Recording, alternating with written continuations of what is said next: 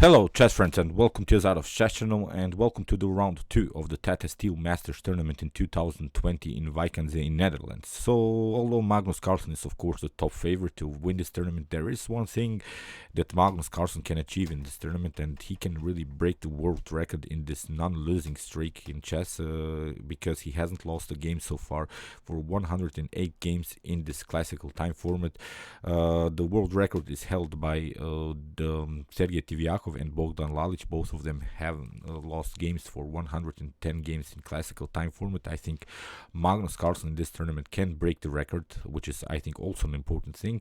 And Magnus, on the other hand, played many games in this top grandmaster or in this elite master level against Fabiano, Caruana, Dingler, and Vishwanathan and Hikaru Nakamura. On the other hand, Sergei Tivyakov and Bogdan Lalic played many games against FIDE masters, maybe against 2200 rated players. So I think this record that Magnus can break will be then the absolute world record, and I wish him all of the best. So before this round, as I said, he hasn't lost a game for 108 games. He played with the black pieces against Yu Yangyi. Yu Yangyi lost, unfortunately, in the first round against Jordan van Forest. So let's see what happened in the game. E4 played by Yu Yangyi here, C5 by Magnus, knight to F3. We have D6, D4, C takes D, knight takes D4, and now knight to F6. After knight to C3, black has several choices, can go into the Dragon Sicilian, maybe into the Chevening system with E6, but here Magnus played the move A6. We have so far the Najdorf defense, and the main idea of the Najdorf defense is this restriction of this square on B5. Then the idea is to push the pawn on E5. Although you're continuing with this D6 weakness and D5 weakness, there are several problems, positional problems also for white to occupy the squares. In the game, here bishop to E3 was played. Knight to G4 doesn't bring you so much because we have bishop to G5. Then again, you have to kick away the bishop from G5. So that's why this knight to G4 is not so dangerous. Here Magnus played this common move of the Najdorf, E5, and now knight to F3. You can also try knight to B3, or you can also try knight to E2, the same idea.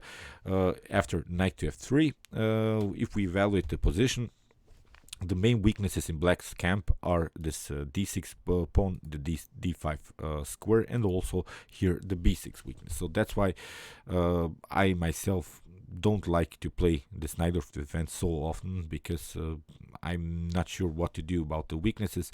There are many positional ideas and also tactical ideas in the game. Here Magnus played bishop to E7. You see how white still cannot attack this D6 weakness. Basically what you want to do is occupy somehow the D5 square, and in the game bishop to C4. This comes with the idea to really have a powerful control of the D5 square. So the D5 square is now attacked by the bishop, by the knight, by the pawn, and also by the queen. So Magnus has lost sort of the battle around the D5 square, but it's not a problem. At least you don't have troubles for this D6 pawn. In the game Magnus castled, here Yu Yangyi also castled, and now knight to C6. Still common theory, nothing special, nothing fancy so far. Bishop to B3, and now there are maybe several choices here from Magnus. Here Magnus tried knight to F4, which is a good idea, I think, to get rid of this bishop. This bishop has a very powerful activity, aims a little bit here on this square F7 with the support of this knight. It could be really dangerous, so you don't want to further weaken your pawn structure with the move A6, G6 on similar ideas. So that's why knight to A5, getting rid of the bishop pair, is also a nice strategical idea that you can play from black's perspective. Bishop to G5, and now knight takes B3, A takes B3, and now bishop to E6. Here is the problem. If you try bishop to G4, then queen to D3, I think is perfectly fine. After bishop takes F3, bishop takes F3.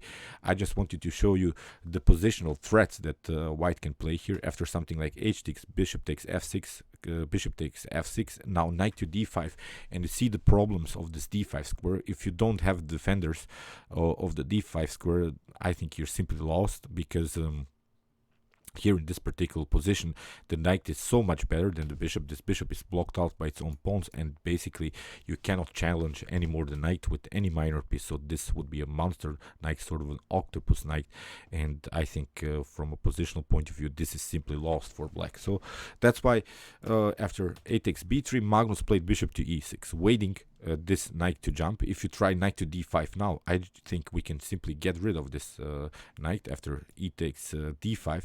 Now the idea is maybe play even something like here. We can try knight to d5.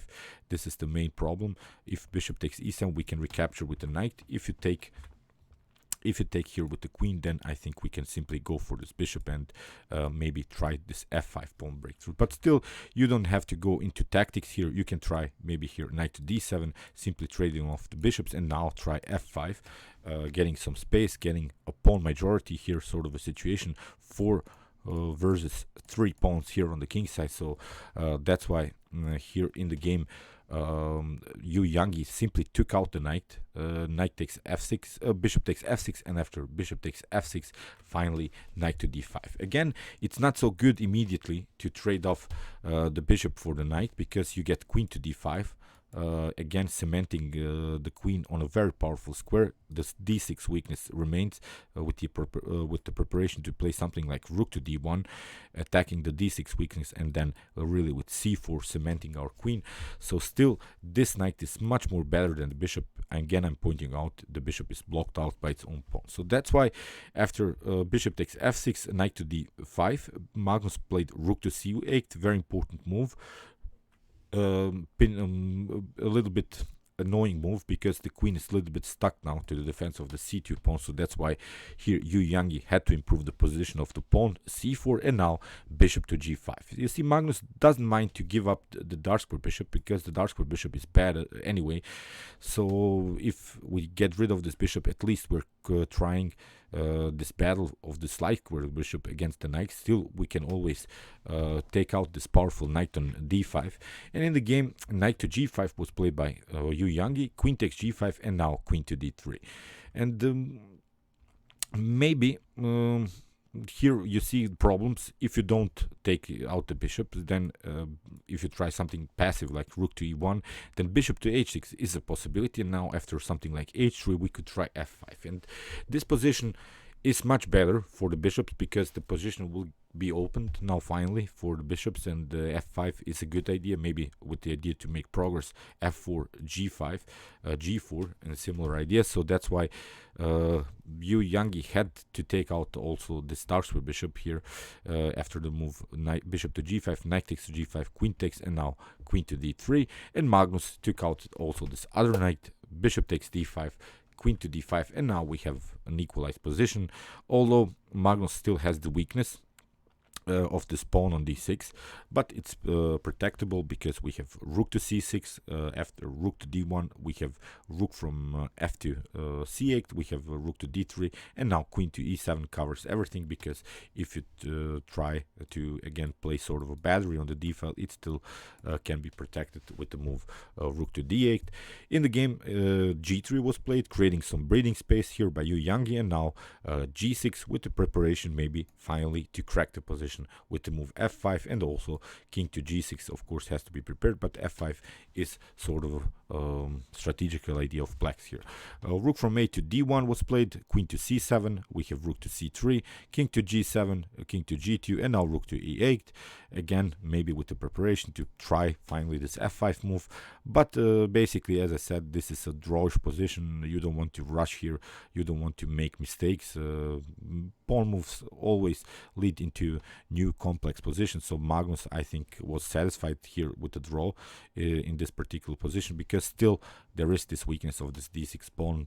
You have to hang on to this weakness, you have to defend it. Queen to d3 was played, rook to b8, here we have rook to c1, and now h5, h4, queen to e7. You see, Magnus is not pushing the f5 pawn, doesn't want to creating complex positions. Rook to d1, queen to c7, rook from d to c1, queen to e7, and now there was a repetition of moves, and in this position both players agreed to a draw.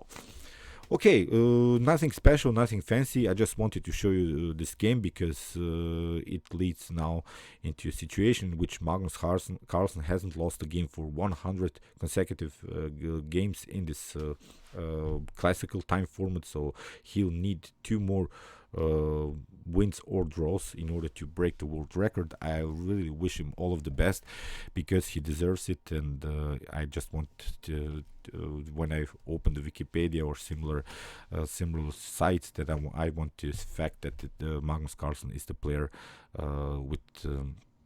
with this non-losing streak. It's really important because he's really the best player in these days, and that's, I think, also for him one important thing to gain in this particular tournament. Okay, I hope you enjoyed this game. Meanwhile, you can watch my other commented chess games from the series, and you can also watch my best chess games of all time if you want to see the best chess games that have been ever played in chess history. See you soon with some more videos, and chess is the best, of course.